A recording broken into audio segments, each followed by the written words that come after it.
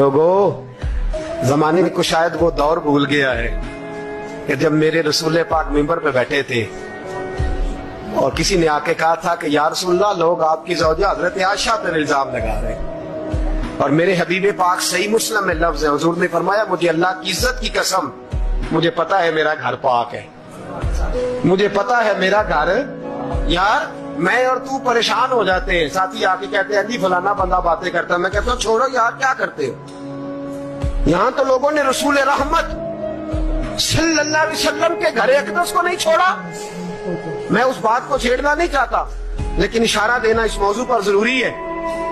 वाकई उफक जब हुआ, हजरत आयशा पीछे रह गई। आप वो औरतों के बने होते थे, ऊंटों के ऊपर ना उनके खैमे बने होते थे, जिस तरह डोलियां बनती हैं खैमे, तो औरतें अंदर दाखिल हो जाती थी, पर्दे का पर्दा रहता था, उसी तरह की डोली खैमा बना हुआ था। हजरत आयशा